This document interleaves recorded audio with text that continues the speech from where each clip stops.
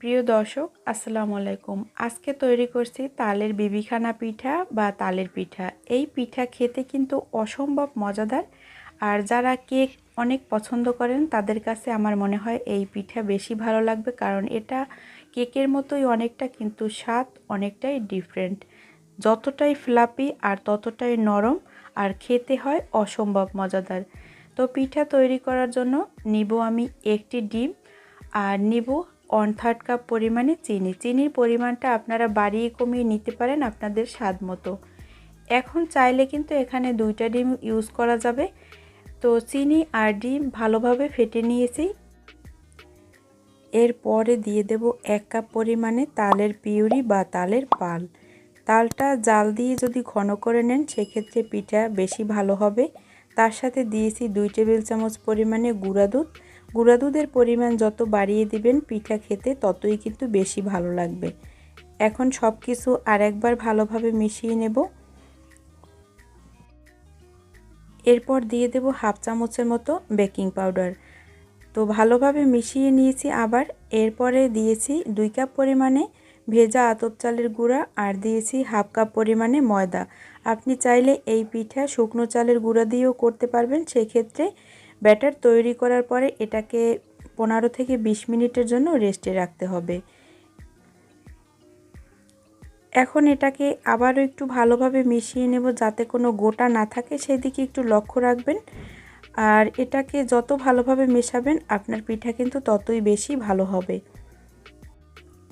এর সাথে এখন দিব ফ্রেশ নারকেল কোরানো 1/2 কাপ পরিমাণে। এরপরে দেব 1/3 কাপ পরিমাণে লিকুইড দুধ। এতে এই পিঠা খেতে বেশি ভালো লাগবে। নারকেল কোরানো এর থেকে বেশিও দেওয়া যাবে, সেক্ষেত্রে পিঠা খেতে আরও বেশি ভালো লাগবে। এখন পিঠার জন্য ব্যাটার একদমই রেডি।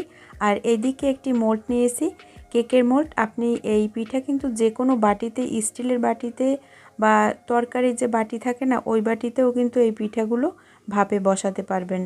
এইদিকে একটি এরকম হাঁড়ি বসিয়ে তার ভিতরে একটি স্ট্যান্ড বসিয়ে দিয়েছি। এখন দিয়ে দেব 2 কাপ পরিমাণে পানি। আর পানিটা এমনভাবে দিতে হবে যাতে এটা ঢাকনা দেওয়ার পরে উপচে না পড়ে, মানে পিঠার গায়ে না আসে, এরকম করে পানিটা দিতে হবে। আর দিয়েছি ফ্রেশ নারকেল কোরানো। এরপর দিয়ে একটা ঢাকনা দিয়ে দেব। ঢাকনাটা দিয়ে তারপরে ঢাকনার যে ছিদ্র থাকে এটাও বন্ধ করে দেব। আর এই পিঠা তৈরির ক্ষেত্রে কাঁচের ঢাকনা হলে একটু বেশি ভালো হয়, এটা দেখা যায় যে কীরকম হয়েছে পিঠা ভিতরে। তো এরকম এখন ভাপে বসিয়ে দেব 40 মিনিটের জন্য। তো 40 মিনিট পরে ফিরে আসলাম, দেখেন পিঠা কতটা ফ্লাপি হয়েছে। আর পিঠা আমি চেক করে নিয়েছি, একদম ভিতর থেকেই কুক হয়ে গেছে। এরপরে এই পিঠা ঠান্ডা করে এখন মোল্ড আউট করে নেব। আর যখন আপনারা পিঠা ভাপে বসাবেন তখন বাটির গায়ে একটু সামান্য পরিমাণে তেল লাগিয়ে নেবেন। এটা কিন্তু পিঠা তুলতে খুবই সুবিধা হবে, আর পিঠা ভেঙেও যাবে না। আর পিঠা কখনোই গরম গরম তুলতে যাবেন না, সেক্ষেত্রে কিন্তু পিঠা ভেঙে যাওয়ার চান্স থাকে। ঠান্ডা করে তারপরে তুলে নিতে হবে। এখন আপনাদের সাথে কেটে শেয়ার করছি যে পিঠাটা ভিতর থেকে কতটা ফ্লাপি আর কতটা নরম তুলতুলে। আমি গ্যারান্টি দিয়ে বলতে পারি এই পিঠার স্বাদ অন্য পিঠার থেকে সম্পূর্ণই আলাদা। বাসায় অবশ্যই একবার হলেও ট্রাই করে দেখবেন। আর ভিডিও ভালো লাগলে প্লিজ আমার চ্যানেল সাবস্ক্রাইব করে আমার পাশে থাকবেন।